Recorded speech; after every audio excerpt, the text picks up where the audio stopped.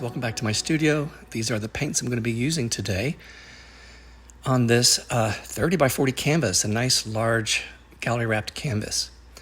So these are the colors that are in front of me here, sort of blues into some browns. So we'll start over here with my dump paint, which is Artist Loft Soft Body Black, typical paint that I use. Next to that is this nice light blue, and it's light blue permanent from Liquitex Basics, and this is just a blue with Liquitex Basics, the same brand. Now, next to that is Artist Loft Soft Body White with a little bit of blue because I use the same strainer that I used in the previous two blues. But that's Artist Loft Soft Body White, and then the next to that is another cup of Artist Loft Soft Body White. This is Champagne, Rose Gold, and finally, I use this deep brown to try to give some highlights in the painting. Okay, guys, we're going to get started here in just a second. Fingers crossed. I hope we have a good pour. As you saw, all the paints are mixed, and we're going to get started here in just a second. Say a little hello. I'm going to use that colander. I put it pretty much in the center of the canvas. So I'm starting with that sort of white with a little bit of blue in it on the bottom. And then again, just layering with the blue. That's the darker blue and the lighter blue. And then I use some of the rose gold. I just want a little bit of a contrast in there. And then this is just the white on top of that. Now you can see it starting to push out of the colander, which I like. And I was wanting some of the rose gold to come out as well. So I put more blue in to push that out. You can probably see it there on the canvas. More blues. And of course, more white. So at this point, I'm just sort of rotating the colors. I used all the rose gold there, and now I'm going to put some of that dark brown. And then here's the champagne again to kind of push the colors out. There you go. You can see the brown coming out, which is what I want to see. Again, just more white. Finishing up the paint colors here, there's the lightest blue. And there's the rest of that light white blue. So now I'm just kind of stirring this up to make sure the consistency is right. I think you saw in one of my last videos, I have a ritual that I clean all of my stir sticks. And the reason I do that is because I don't want to sit there and watch my painting evolve. I want to get it clean. I want to get everything out and then let it sit and do its own thing. So when I watch it, sometimes I get a little crazy and thinking it's not doing the right thing. But usually if I just let it go, I come back, I'm totally surprised. So I was getting as much paint out of the colander as I can. It's a pretty looking design there. I pour it slightly off center because I'm going to be going to the lower left corner of the canvas on the screen here. I just poured it in nice and slow. Now this video is sped up 2 times, so you can see that was pretty slow. So the black was perfect going over the corners and edges. And had a lot of stretching there. You can see it coming off that side and corner. Then I bring it back to kind of get the weight of the paint back off from that one corner. And you can already see the variations in color coming in. And there are a lot of cells here. So I was pretty excited because it was reacting really quickly. I guess I had the right consistencies prior to the pour. If I think about it, next time I do a pour, I will show you the consistencies. I've done that on and off through my videos, and you can find some of my videos that talk about tutorials and how I mix my paints. And I usually show the thickness and the consistency of the paints that I'm using. All of my paints are basically the same consistency. They have to be, or it's just going to not work as well. So this is the time lapse. It's just moving in, and watch how the blue starts to really emerge. And you can see sort of that brown and that rose gold also take shape that also gives some definition.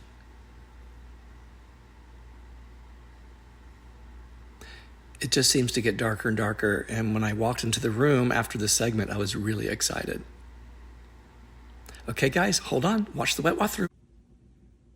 Okay, guys, here's Dwight. I am back in my studio. I could not be more pleased. When I walked away, I wasn't really sure what I was going to get into. I started seeing the darker brown come in, which I wanted to come in, but I wanted it to be more of like a shadow, a shade. and it was looking pretty dull to begin with. But I love that with the white. Let me show you down here. With the white and the champagne speckled throughout that. Now, I used these paints, Liquitex Basic paints, and apparently I forgot how well they work too. So this is really making me happy. I mean, that negative space to me is about as perfect as I could have asked for. It's small. You know, it's relatively clean. I'm not going to mess with these. I'm probably just going to leave those as they are. Worst case scenario, I dot them, but it's such a bright painting. I'm sorry, let me focus a little bit. That it doesn't need much work at all. I am super happy. I did another painting like this, not the same colors, I don't think, but with blues. And it's in an art show coming up. Next week is the opening. It's the Art of Abstraction in Annapolis, New York. You can in Annapolis, Maryland. You can probably look it up and you can find my painting in there. It's this size, it's in blue, but the blues are a little bit different. As you can tell, I'm excited, so I'm pretty pleased. I just think it's got a lot of movement. I think it's gorgeous. Did exactly what I wanted it to do. So I know I'm blabbing here, so what I'm gonna do is I'll let this dry overnight. I will show you the dried results. I don't think there'll be any touch up, but I'll tell you what I'm starting to do. See that line on the edge there? I have been painting those out recently because I just feel like it needs to have like a waterfall edge. It needs not to just stop right there. And so I'm doing that with some of my paintings just to kind of give you something to sort of focus on without there being a line that gets in the way. So I hope that makes some sense to you guys. Okay, friends, I'm pretty sure this is not going to do anything else right now. So I will chat with you later and I'll show you the dried results. And if there are any touch-ups, I'll do those with you. Okay, we'll see you in the next segment. Okay guys, here I am back in my studio the next morning and the dried results. I'm very pleased with this painting, as you can see, and it dried pretty much as I left it, which is really good. So what I was hoping in this painting was basically what happened is these rings, as you can see, going around the negative space with these darker rings of the brown and the rose gold, just creating a really nice sort of spoked, if that makes sense, like a tire, you know, like a bicycle tire spoked effect. And then this nice champagne sort of circling the perimeter. So I know I showed you up close wet. So here's up close dry. You know, a lot of sails, a lot of pearls. As you can see, the color with the brown. Yeah, it's really good. I'm very happy. So what I'm gonna do is I am gonna go in and touch up just a little bit. You might not even notice it, but I want to round some of these cells right here, just ever so slightly. I don't think I'm going to take anything out. I'm going to leave everything pretty much as is, just sort of round here. Maybe make this one more round. I don't know. We'll see how I feel. But I am going to take out this line here. I've been taking this out more recently. I just think it looks better with the negative space, not having this barrier here, if that makes sense. So that way the eye just goes over the edge, and I think that's a good look. So yeah, here's the rest of it. It's looking pretty good.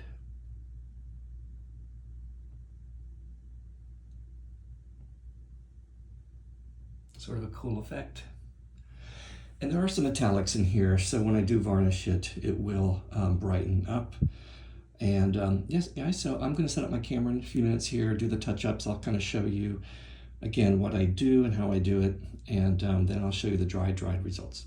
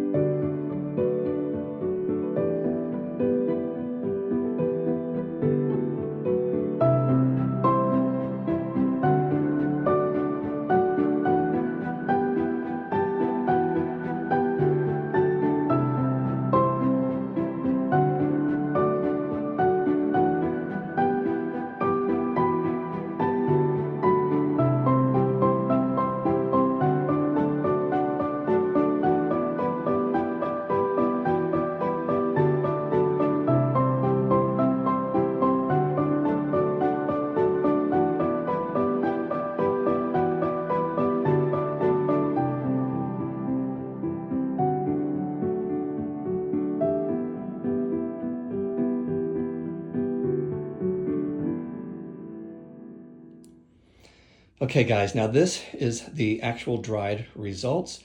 If you notice, I trimmed just ever so slightly. I didn't do a whole lot. I just wanted to kind of clean up some edges, and I just put a few dots. I didn't want to do a whole lot because I didn't want to take away too much from the look, but I wanted it to be a little bit more defined in the center there around the negative space. So as you can see, let's move in a little bit. I just did some dots around here and around there. I didn't go beyond that because the colors are pretty good. So I think this is how I'm going to orient it. I'm going to stand this up in a second and show you again what this looks like. Okay, so hold on, let me just clean this mess up a little bit and I'll stand this up and show you. Okay guys, so here, let me back up a little bit. Here's the dried results, sitting up, standing up. I think you can see the details much better, the blue and just these, I don't know what to call them. I call them spokes. That's just what I called them yesterday, I think. And yeah, I think it looks pretty cool. I'm hoping when I varnish it, some of that color will pop even more, but I think it's subtle, it's nice, it's really soft, and it's beautiful. Okay guys, thanks for watching, and we'll see you again, I don't know, maybe at the end of the week.